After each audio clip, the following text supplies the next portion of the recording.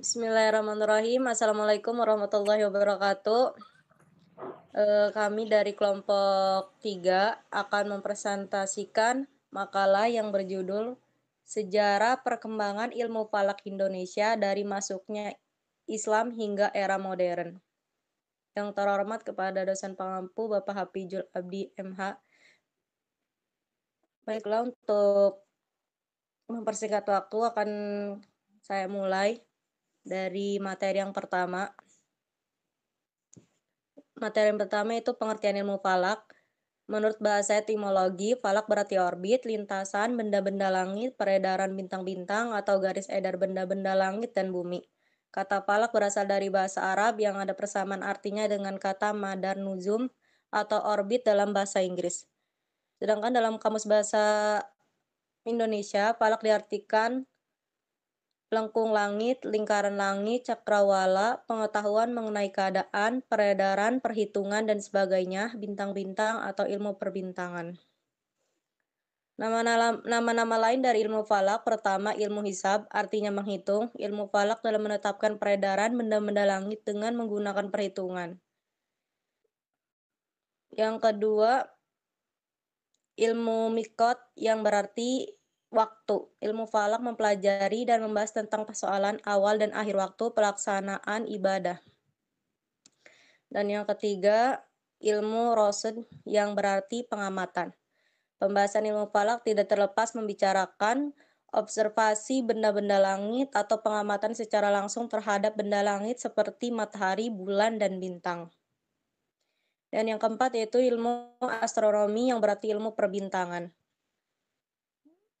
Sedangkan menurut istilah atau terminologi, terdapat beberapa pendapat dari para ahli. Yang pertama menurut J.S. Badudu dan Sultan Muhammad Jain, ilmu falak adalah ilmu tentang bintang-bintang di langit, tentang peredarannya dan perhitungannya. Yang kedua, menurut Peter Salim dan Yeni Salim, ilmu falak adalah ilmu tentang bintang-bintang, planet-planet, dan benda-benda angkasa lainnya yang berhubungan dengan susunan gerak dan kedudukan ukurannya. Yang ketiga ada menurut Muhammad Farid Waji, ilmu falak adalah ilmu tentang lintasan benda-benda langit, matahari, bulan, bintang, dan planet-planet lain. Yang keempat, menurut leksikon Islam, ilmu falak adalah ilmu perbintangan astronom, pengetahuan mengenai keadaan bintang-bintang di langit. Dan yang terakhir, menurut Sulaiman, ilmu falak adalah ilmu yang mengkaji segala sesuatu yang berkaitan dengan alam semesta berupa benda-benda langit di luar atmosfer bumi, seperti matahari, bulan, bintang, sistem galaksi, planet, komet, dan meteor dari segala asal-usul gerak fisik dan kimianya, dengan menggunakan hukum matematika, fisik, dan biologi. Ilmu falak pada dasarnya ada dua macam, yaitu ilmu falak ilmiah dan ilmu falak amali. Ilmu falak ilmi adalah ilmu falak yang membahas teori dan konsep benda-benda langit, matahari, bulan, bintang-bintang, dan benda-benda langitnya. Ilmu falak amali adalah ilmu falak yang melakukan perhitungan untuk mengetahui posisi dan kedudukan benda-benda langit seperti matahari, bulan, bintang-bintang, dan benda langit lainnya. Untuk materi yang kedua akan disampaikan oleh Maharani Aprilia. Kepadanya saya persilakan. Baik, terima kasih kepada moderator. Di sini saya akan menyampaikan sejarah ilmu falak di Indonesia. Sejarah awal perkembangan ilmu falak di Indonesia dinyatakan bahwa perkembangan awal ilmu falak di Nusantara adalah diadopsinya sistem penanggalan Hijriyah ke dalam penanggalan Jawa yang dilakukan oleh Sultan Agung. Pada tahun 1625 Masehi, Sultan Agung yang berusaha keras menyebarkan agama Islam di Pulau Jawa dalam kerangka Negara Mataram mengeluarkan dekrit untuk mengubah penanggalan Saka. Sejak saat itu, kalender Jawa versi Mataram menggunakan sistem kalender Qamariyah atau lunar. Pada awalnya penetapan waktu sholat dan awal bulan Qamariyah, Ramadan dan Syawal dilakukan berdasarkan ketentuan fikih. Penetapan waktu sholat dilakukan dengan berpedoman kepada bayangan matahari. Sholat zuhur masuk ditandai dengan tergelincir matahari. Sholat asar masuk ketika bayangan matahari melebihi panjang sebatang tongkat. Waktu maghrib masuk ketika matahari sempurna terbenam, waktu Isya masuk ketika syafaq merah telah hirang, dan waktu subuh masuk ketika terbit fajar syadiq. Pada zaman kerajaan-kerajaan Islam di Nusantara berkuasa, umat Islam sudah terlibat dengan ilmu falak.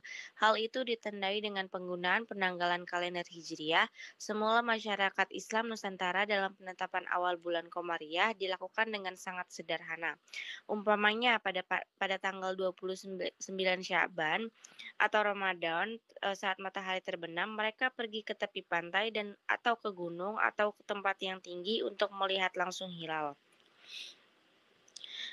Pada waktu yang berakhir kekuasaan kerajaan Islam di berbagai daerah di Nusantara, umat Islam menggunakan hisab sebagai metode penetapan arah kiblat. Pada masa penjajahan Belanda, terjadi perubahan penggunaan kalender resmi pemerintah. Semula yang berlaku kalender Hijriah diganti dengan kalender Masehi. Jadi sebelum penanggalan Islam masuk ke Nusantara, sudah ada penanggalan Hindu di wilayah Nusantara. Kemudian disusul penanggalan Islam, terakhir masuk penanggalan Masehi yang dibawa oleh kolonial Belanda. Setelah mengalami kemunduran selama ratusan tahun, kemudian ilmu falak astronomi Islam di dunia Islam mulai berkembang yang ditandai dengan lahirnya ahli falak di negara-negara Islam. Walaupun secara jujur diakui jumlah mereka sangat kecil dibanding dengan ahli-ahli ilmu lain, termasuk di Indonesia. Kemudian di Indonesia dibentuk Badan Hisab dan Ruqyat dari tingkat pusat sampai ke tingkat daerah. Badan Hisab dan Ruqyat melakukan berbagai kegiatan seperti pelatihan seminar, konversi tentang ilmu falak di tingkat daerah, tingkat pusat, tingkat dunia. Pada tahun 1978, kan Muktamar Penyatuan Kalender Hijriah Internasional di Istanbul, Turki, bekerjasama dengan organisasi Islam Rabitah Alami Islamiyah. Selain itu dibangun lembaga observasi hilal. Kemudian dibentuk pula salah satu bentuk hisab Badan Ruqyat dan Ruqyah antara negara ASEAN yang diberi nama Mabis dan Singapura. Mabis menyelenggarakan pertemuan regional ahli falak pada tahun 1992 dengan kegiatan pokok pertanapan takwim hijrah yang diadakan di Indonesia, dihadiri utusan dari Malaysia dan Singapura bertempat di Jakarta yang diperkaat oleh Agama Republik. Peran Badan Hisab dan Ruqyat sangat penting dan besar dalam mengembangkan ilmu falak, khususnya di Indonesia. Baik, cukup sekian. Saya kembalikan ke moderator.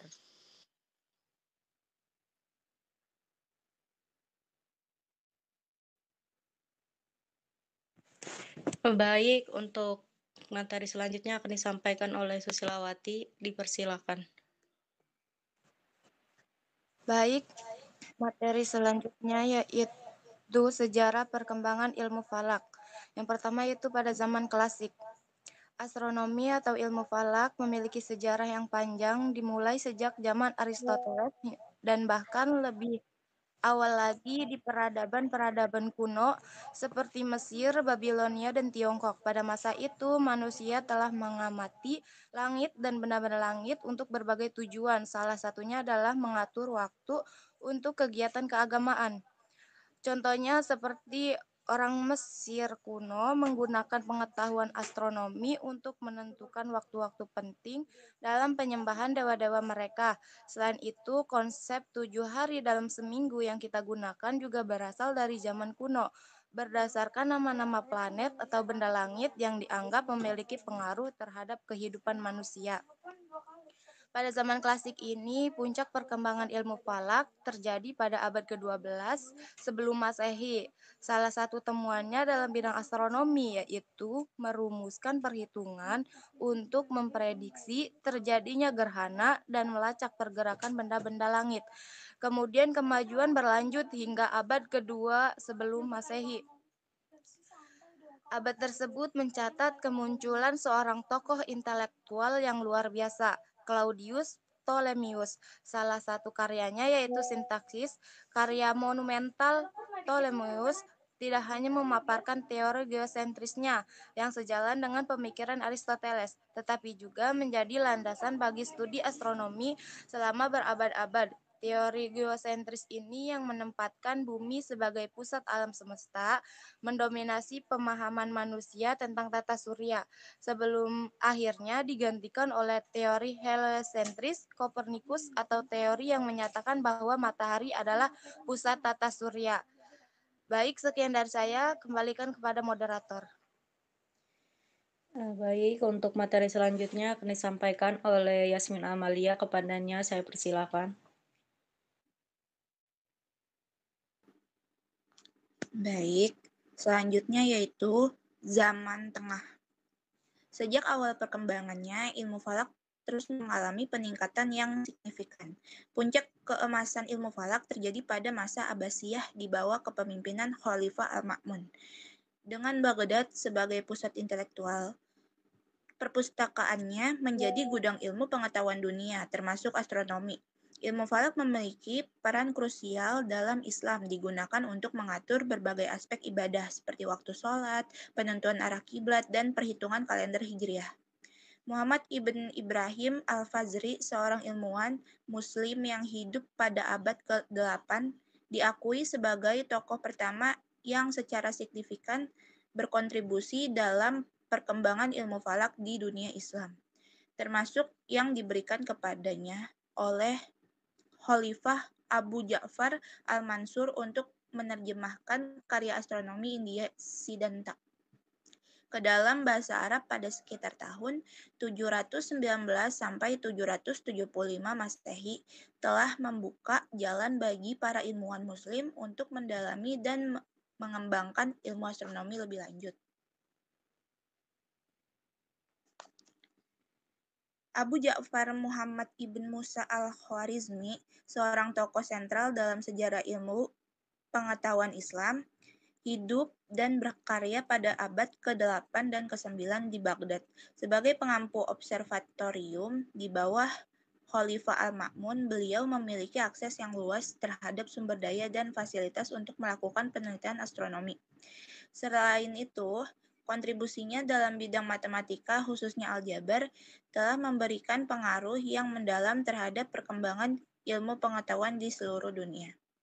Dalam upaya memahami dan mengembangkan ilmu yang dipelajarinya dari terjemahan karya Al-Fazari, Al-Khwarizmi membuat penemuan penting yaitu konsep angka 0 dalam sistem bilangan desimal. Penemuan ini yang revolusioner pada masanya telah membuka jalan bagi perkembangan sistem bilangan modern. Selain itu, karyanya yang berjudul Al-Jabar wa Al-Muqabalah telah menjadi rujukan utama dalam bidang aljabar melalui terjemahan ke dalam bahasa Latin dan Inggris. Pemikiran Al-Khwarizmi telah menginspirasi generasi ilmuwan di seluruh dunia. Selanjutnya saya kembalikan kepada moderator. Baik, untuk materi selanjutnya akan disampaikan oleh Sinta Berliana Putri. Kepadanya saya persilakan.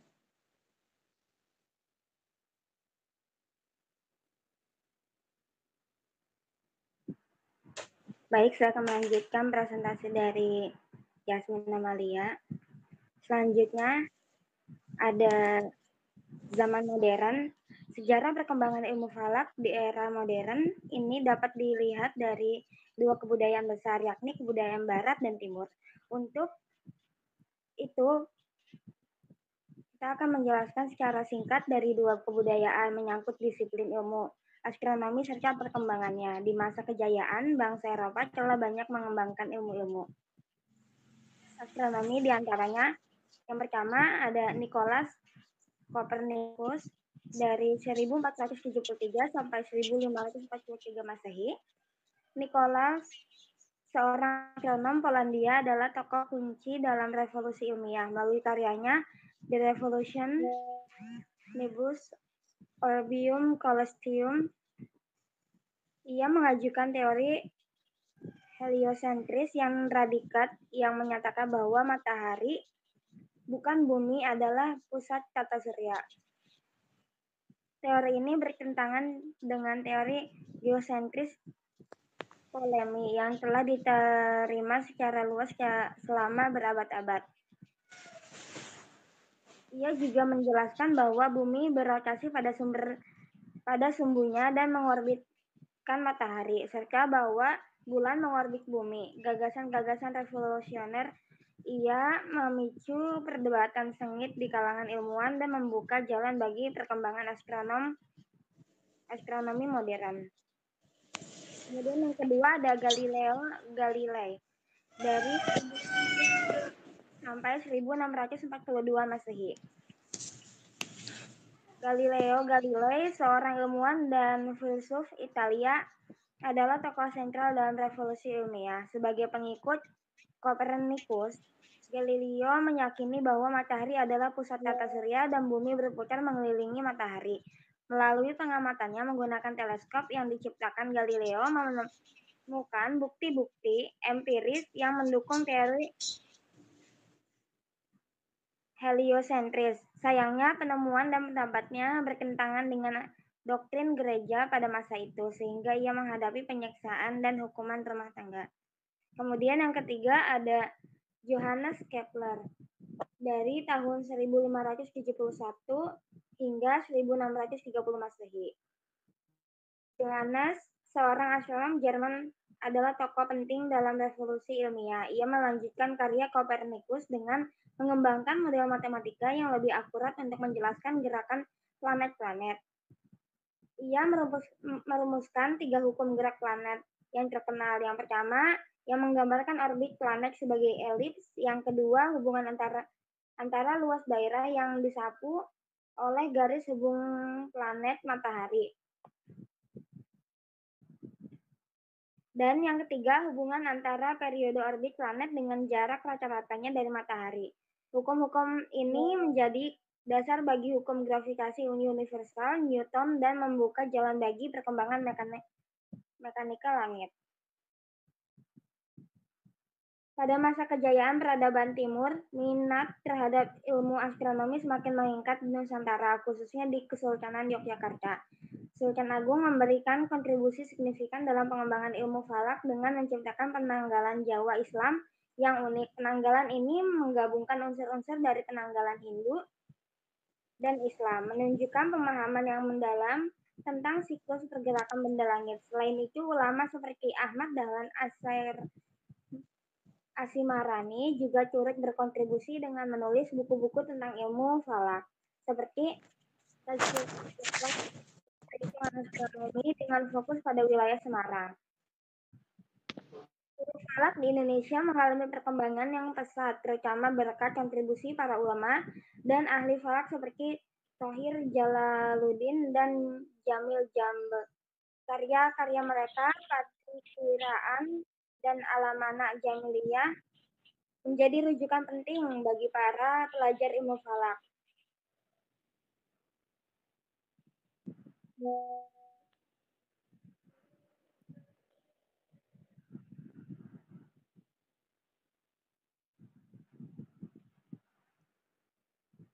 Kemudian Muhammad Maksum bin Ali Al-Jawi dari Jombang telah memberikan kontribusi yang signifikan dalam perkembangan ilmu falak di Indonesia melalui bukunya Badi'iyatul Misal fi Hisabi Sinin wal Hilal yang dikreditkan pada tahun 1930 Masehi.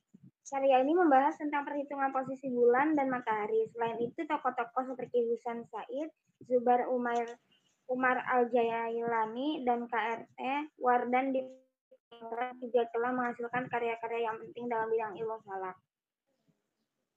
Selanjutnya saya kembalikan kepada moderator. Baik, untuk selanjutnya akan disampaikan oleh Misbahul Umam. Kepadanya saya persilakan. Oke, baik. Untuk selanjutnya saya akan mempresentasikan dari kelompok ini. Saya akan mempresentasikan dari bagian pendapat-pendapat ulama yang berpendapat bahwasanya dari ulama mazhab Hanafi ini berpendapat bahwasannya terkait perbedaan pendapat dalam penentuan Ka'bah sebagai arah kiblat. Ada arah kiblat dituju saat sholat adalah arah yang mengarah langsung ke titik pusat Ka'bah. Pendapat ini terutama ditekankan untuk mereka yang berada di tempat yang tidak memungkinkan untuk melihat bangunan Ka'bah secara fisik. Nah, kewajiban menghadap kiblat dalam salat berlaku bagi setiap individu yang memiliki kemampuan untuk melakukannya. Bagi mereka yang dapat melihat bangunan Ka'bah secara fisik, arah kiblat yang benar adalah langsung menghadap ke arah bangunan tersebut dari titik pandang manapun. Oleh karena itu, jika seseorang tidak menghadap ke salah satu bagian dari bangunan Ka'bah, maka salat yang dilakukan tidak sah menurut hukum agama. Hal ini mengacu dengan firman Allah Subhanahu wa taala, "Wa man haitsu harajta fawalli wajhaka syatral masjidil haram wa innahu lal haqqu mir rabbik wa mallahu bima bighafilin amma ta'malun." Nah, argumen yang ulama berpegang kiblat adalah arah Ka'bah, bahwa yang diwajibkan adalah menghadap kepada sesuatu yang mampu dilaksanakan, al-maqdar alaih. Sedangkan menghadap ke bangunan Ka'bah merupakan sesuatu yang tidak dilakukan ghairu al-maqdar alaih. Oleh karena itu, menghadap ke bangunan Ka'bah dalam hal ini tidak diwajibkan. Oke, selanjutnya saya persilahkan kepada presentasi selanjutnya. Baik, yang selanjutnya ada perbedaan pendapat dalam penentuan Ka'bah sebagai arah kiblat menurut mazhab Maliki. Imam Ibnu Rusyid menyatakan bahwa seandainya menghadap ke bangunan Ka'bah adalah suatu kewajiban, maka tentu hal itu akan sangat menyulitkan. Padahal Allah Subhanahu wa taala berfirman, "Wa ma ja'ala 'alaikum fid daini min haraj." Yang artinya, dan Dia tidaklah menjadikan untuk kamu suatu kesempitan di dalam agama ini. Quran surat Al-Hajj ayat 78. Ibnu Rusyid berpendapat bahwa tuntutan untuk selalu menghadap ke bangunan Ka'bah secara tepat, terutama bagi mereka yang berada jauh dari Mekah, merupakan beban yang memberatkan. Yang selanjutnya ada Imam Al-Qurtubi. Dalam kitabnya Al-Jami li Ahkam Al-Quran menafsirkan firman Allah Subhanahu wa taala, "Wa haitsuma kuntu fawallu wujuhakum syatra." Dan yang artinya, dan di mana saja kalian berada maka palingkanlah wajahmu ke arahnya. Beliau menjelaskan bahwa terdapat perbedaan pendapat di kalangan ulama terkait dengan konsep kiblat bagi mereka yang tidak memiliki pandangan langsung terhadap bangunan Ka'bah. Ada yang berpendapat bahwa yang wajib adalah menghadap ke bangunan Ka'bah secara fisik seperti yang dikemukakan oleh Al-Qurtubi. Namun ada juga yang berpendapat bahwa yang cukup adalah menghadap ke arah Ka'bah secara umum. Ibnu Arabi mengkritik pendapat Al-Qurtubi mengenai arah kiblat. Menurutnya pendapat itu lemah karena terlalu memberatkan. Ibnu Arabi dan ulama lainnya berpendapat bahwa yang penting adalah menghadap ke arah Ka'bah, bukan harus ke bangunannya. Pendapat ini dianggap paling kuat karena didukung karena di tiga argumen.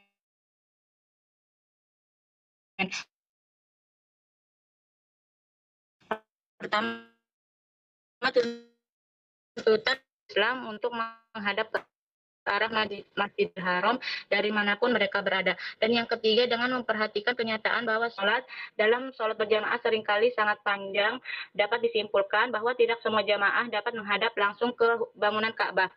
Jika merangkum pendapat mayoritas ulama Maliki, dapat dikatakan bahwa arah kiblat yang sah adalah arah yang menghadap ke Ka'bah secara geografis, bukan hanya pada bangunan fisiknya. Hal ini berlaku terutama bagi mereka yang tidak memiliki pandangan langsung terhadap bangunan Ka'bah. Baik, untuk yang selanjutnya saya serahkan kepada presentator. Baik, terima kasih kepada presentator sebelumnya. Saya akan melanjutkan presentasi mengenai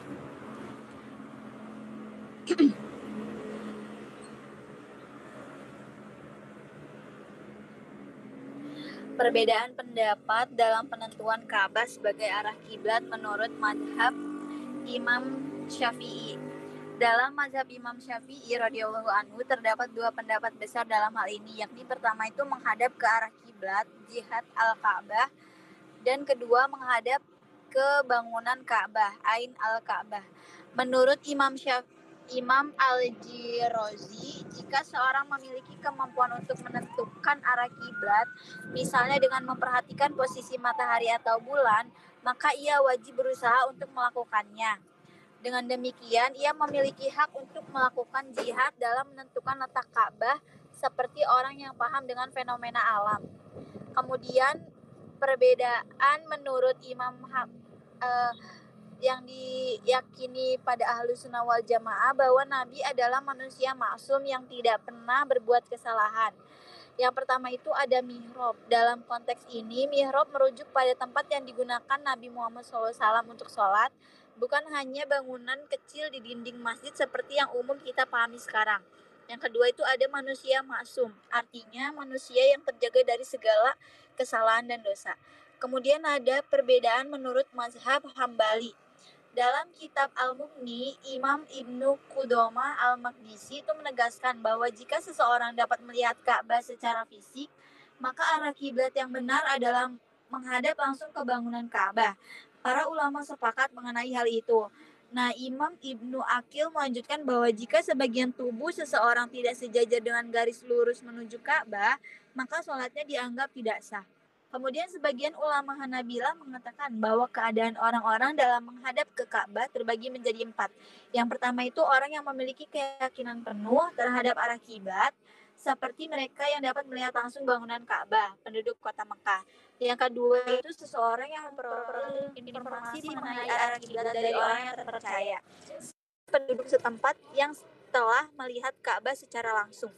Yang ketiga itu orang harus melakukan ijtihad dalam menentukan Ka'bah. Dan yang keempat itu orang yang wajib taklid. Ia adalah orang yang buta dan orang yang tidak mampu melihat ijtihad. Nah, oleh karena itu yang dimaksud dengan syarat menghadap Ka'bah itu arah atau hadap kita menghadap langsung ke bangunan Ka'bah. Jadi berdasarkan pemaparan di atas itu dapat disimpulkan bahwa seluruh ulama mazhab Hambali sepakat bahwa bagi umat Islam yang tidak memiliki kesempatan untuk melihat langsung bangunan Ka'bah, kewajiban menghadap kiblat tetap harus ditunjukkan ke arah Ka'bah. Mungkin cukup itu saja presentasi yang dapat kelompok kami sampaikan. Kurang lebihnya mohon maaf, saya kembalikan ke moderator.